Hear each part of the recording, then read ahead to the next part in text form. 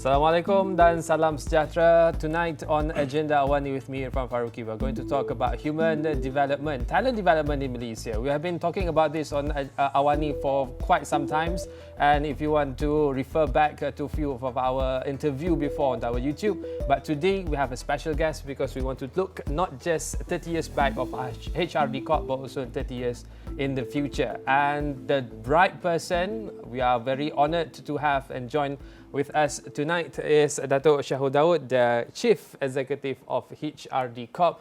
And Datuk, there's a lot of things we want to talk and I mentioned tonight, especially on Datuk even give me one flag, which is anti-W. We're going to touch about this a little bit, but I want to first open our discussion tonight with since your stewardship of HRD Corp. What have you seen the major rebranding, the development of HRD Corp under your stewardship? Thank you for having me here this episode. Well, HRD Corp has done, it's seen major transformation in the last 3 years. That does not mean it has not had any transformation before. We are a 30-year-old organization. In fact, we are just celebrating our 30th anniversary this year. HRD Corp was formed in the year 1993, and today is almost 2023.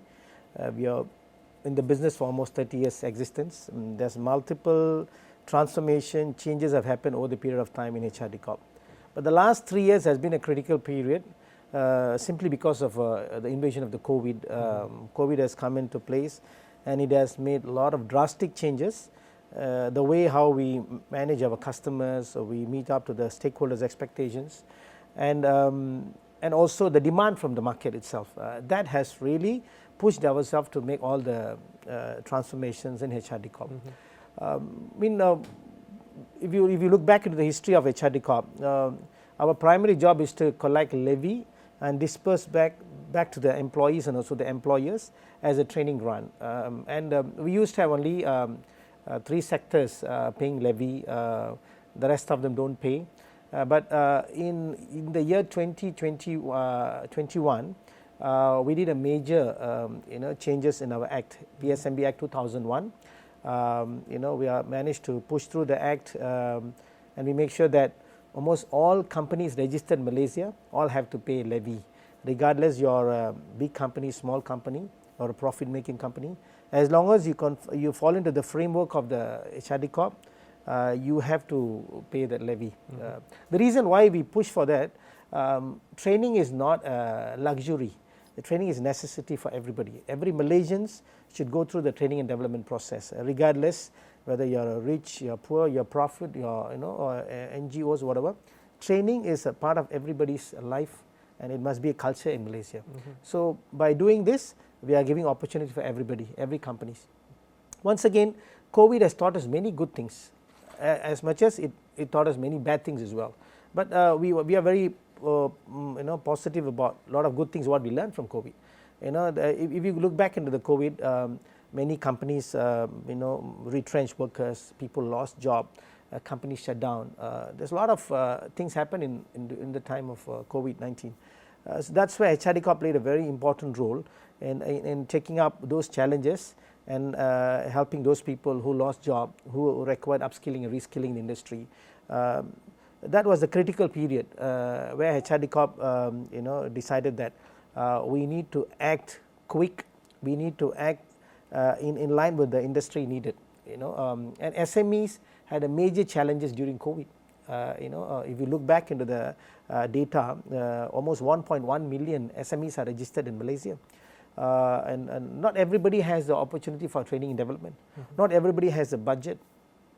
So when they don't have budget, when they don't have proper plan for training and development, I don't think so they will have a proper training plan that has been carried out. So when you don't go through a training process, you don't have opportunity to upskill or reskill or learn new things in your workplace. If I'm just administrator in an SME company, if I don't have any opportunity to learn, I continue to keep my career as an administrator. But the whole challenge is we don't want you to, while you are being administrator, we want you to learn other new skills. So during the time of pandemic, the challenges, you have alternative skills that will help you to make your living easy. So this is a big challenge during COVID. And HRD Corp, it is also challenging for us. It's not a bed of roses for HRD Corp.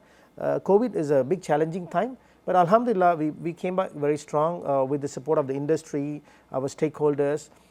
Thanks to the Ministry of Human Resources, they continue to support, guide us, given us the trust and the freedom to operate during COVID.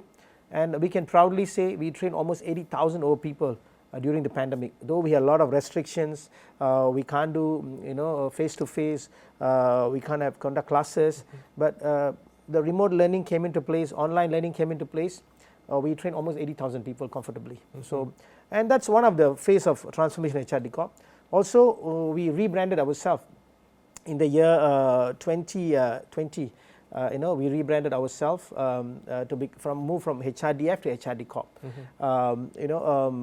It is also simply because this is in line with our expectations from our stakeholders. We used to just purely train people, but we shifted our focus, not only training people, we also focus into jobs, we focus into income generation. Because there's no point you come to HRD Corp for a training, after the training, you don't see the value proposition after the training. For instance, you come into HRD Corp as an unemployed graduate. After completion of the training, you continue to become an unemployed graduate. What does it? We give it to you.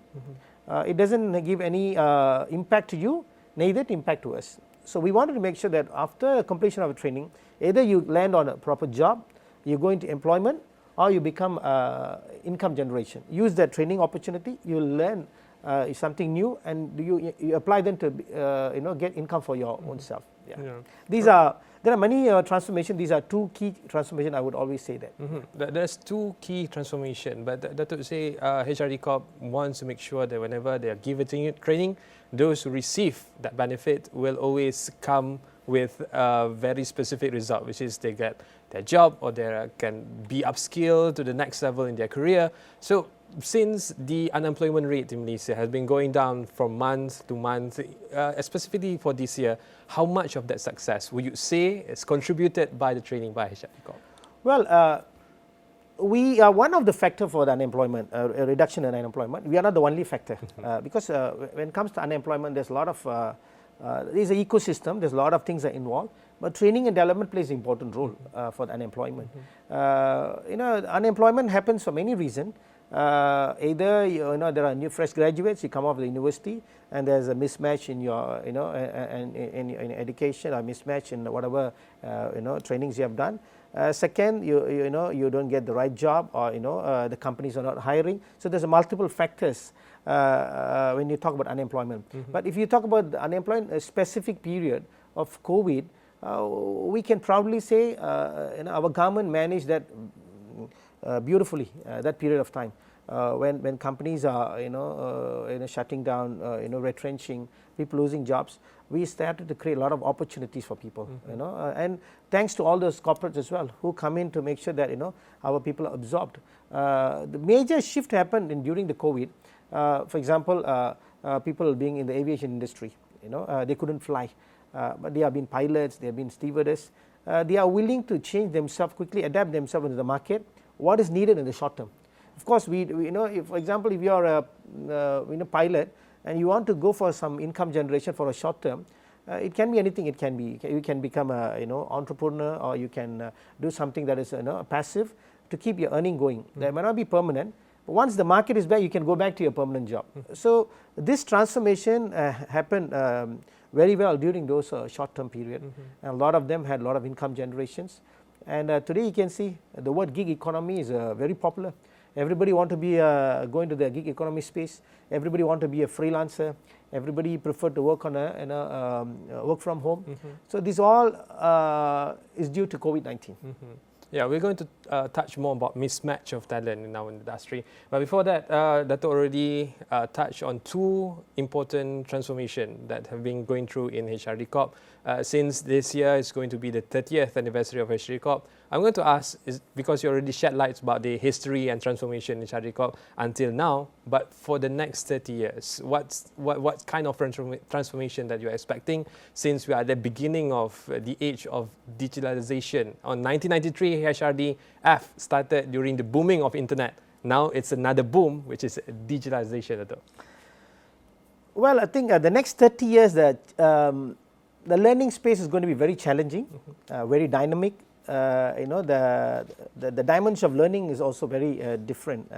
If you look back into 30 years before, just before the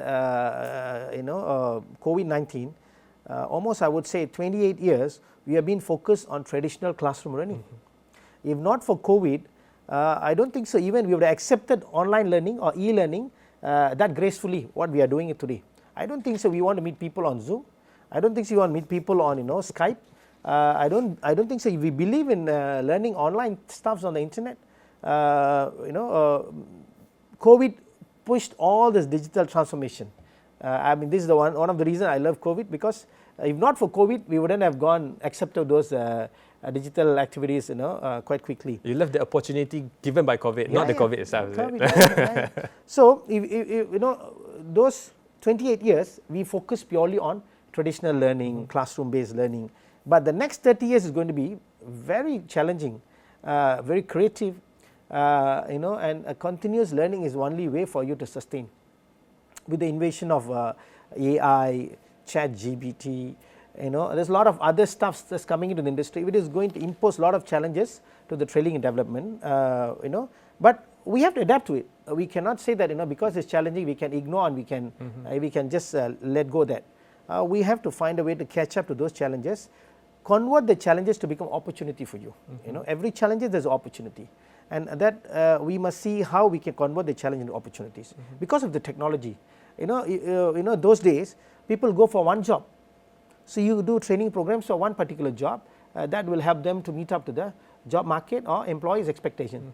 Today, moving forward, people will go into multiple jobs. One day people work for maybe 2 companies or 3 companies. That is the way forward, because you are a freelancer. Morning I can be a newscaster, afternoon I can be a tennis coach, night time I can be a piano teacher. So you have 3 segments or 3 sectors of workforce you are going to face it, and you must ensure that you continue to learn to meet up to the expectation of these 3.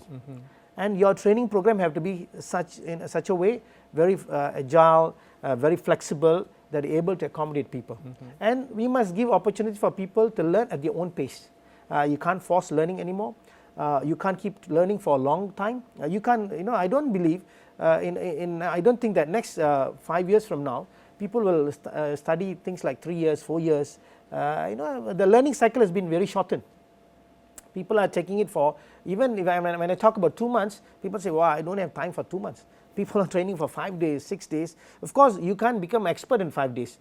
But these 5, if you have a subject knowledge, these 5 days can complement, upskill yourself to the next level.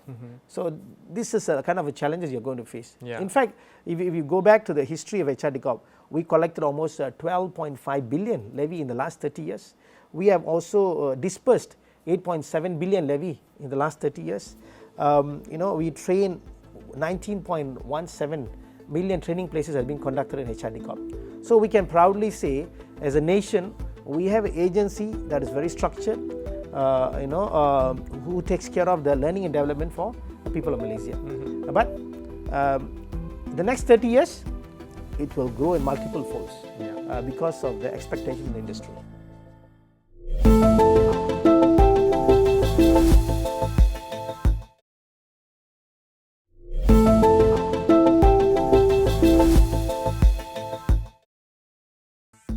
Expectation and opportunity. Datuk has touched about it and spoke about opportunity quite a few times now. Now we move on to our next topic, which is the highlights of our agenda tonight. Is the flag that we have right now is NTW, which is National Training Week 2023. And if you go straight away to the website nationaltrainingweek.gov.my, there are a lot of courses offered and a lot of team of courses, including journalism, publishing, communication and media. Now that's quite challenging for us and quite surprising, because now you can learn about journalism online compared to us. So we've spent so much here just to learn about journalism. Now, can Datuk share more about this week, National Training Week?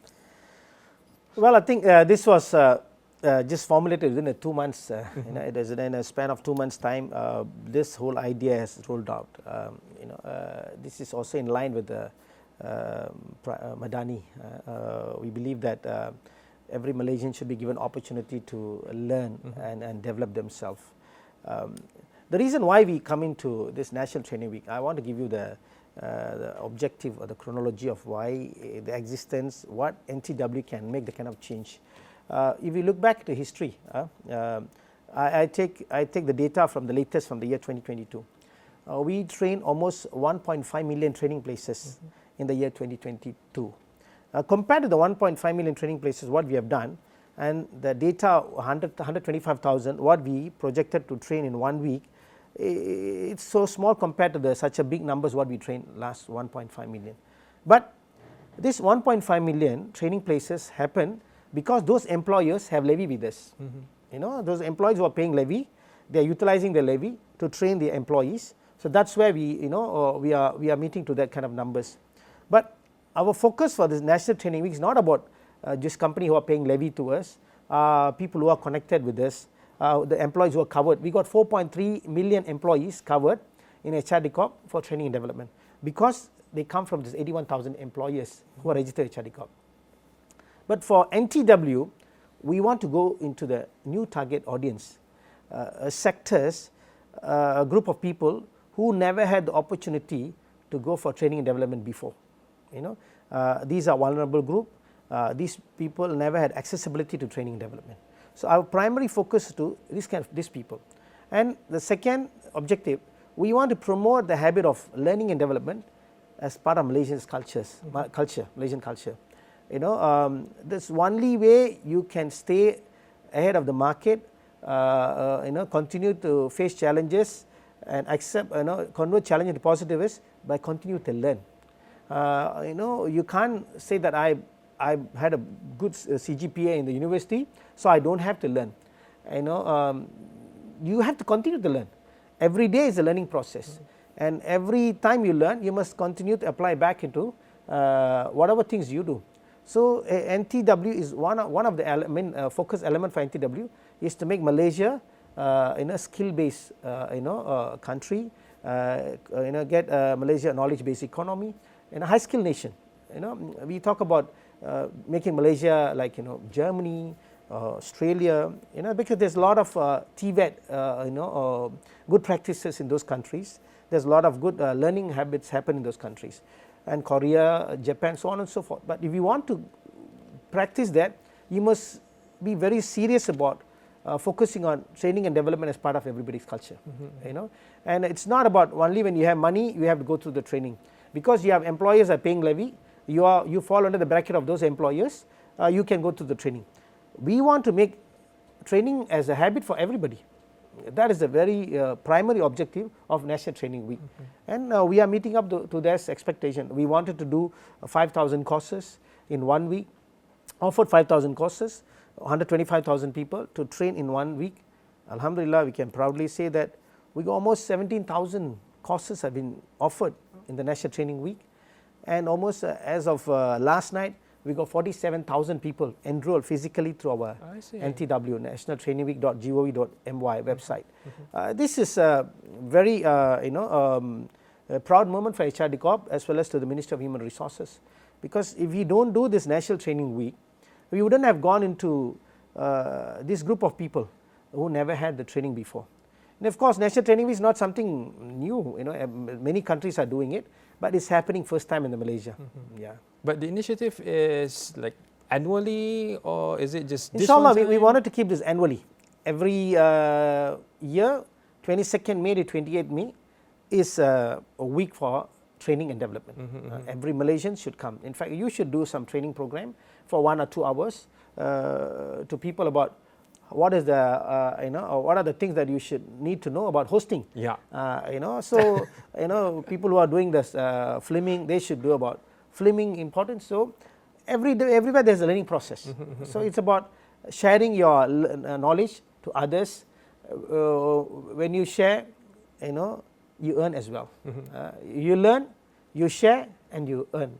This one is open for all Malaysian. Everybody. The level of training, is it beginners, intermediate, professional, or its own range of training? It starts from kindergarten up to the senior citizens. I see, even kids can join. Kids can join. Kindergartens are taking part, schools are taking part. You'll be surprised. Suraus are doing program, churches are doing program, temples are participating in program. So it's a very holistic approach, and it's not that you are doing this only for registered employers, registered training program HRD Corp.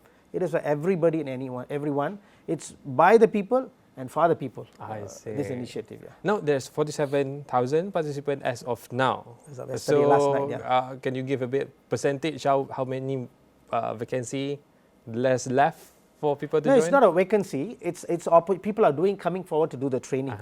Is a training. Well, I mean, we don't stop with 125,000. Our target is 125,000 because we thought that's a reasonable number. We wanted to do things that we want to make sure there's a results for that activity. So we targeted 125,000 people. But I can confidently say we will surpass this number very easily. This 47,000 purely people who have done registered with us on a physical training programs. There's a big number of people who have registered online. Those numbers have not come in. So if you put those numbers together, we would have surpassed those maybe 125,000. Nationaltrainingweek.gov.my. Go and visit that website immediately. NTW 2023. And with very little time that we have left, Dato', you earlier mentioned about mismatch. And this NTW, one of the mediums so that we can overcome that challenges. But in terms of policy-wise, what should we do in order for us to settle this long time? We're talking about it for a long time, about mismatch of talent industry. Yes, a mismatch is just not a problem of us. It's a global problem. Everywhere there's a mismatch. Mismatch does not happen only in education. Everywhere there's a mismatch. If you ask me, many times we always end up in life as a mismatch. Hardly we have matches happening properly. But in the context of education, jobs, the only way to overcome mismatch is continuous learning. There's nothing carved on the stone. If I'm I'm a lawyer, I study law in my university, I have to come back and do only legal practitioners. No, I have to work on only my job. I can do anything. If I can be, I might study doctor, MBBS in my university. When I come back, I don't have to be a doctor. So you must be very flexible about that thought process. It does not mean what you study, you must end up there. Not everybody have that opportunity. But also same time, if you look into the successful people, a lot of them who the job they do and what they study is two different things. So you must look into a lot of positive aspect of that. Number two, how do you overcome mismatch? What is mismatch? You study something, but the industry wants something. And today, to meet up to what industry wants is very easy because the learning process is very simple, flexible, and we can learn something that is quickly. As long as you have the habit of learning, you overcome the mismatch. You do a 3-year program. For instance, during our time when we study technology, we talk about DOS, then we talk about small application program. By the time you finish your 3rd year degree, those programs what you studied in the 1st year is no longer in the existence in the industry. It is totally obsolete. So you cannot say there's a mismatch. This all happens because of the growth in the technology, rapid changes in the industry. The market demands are changing every day. So you will, how good you are, you will still have a mismatch. But when you continue to have the habit of learning and development, constantly, lifelong learning is the way forward. If you adapt to those practices, you can bring down the mismatch and you can eradicate unemployment, not fully, but you can bring down unemployment drastically. That makes two of us, because I've studied law, now I'm broadcasting. So lifelong learning, I believe that is the main message for our discussion tonight, and I wish for the best for NTW, Dato', and again we want to call upon all of our viewers to go and visit nationaltrainingweek.gov.my, which handled by HRD Corp, and we hope that culture of learning, continuous learning, lifelong learning become part of our culture in Malaysia. So that's all for Agenda Awani tonight. I'm Baharu. Sampai jumpa lagi.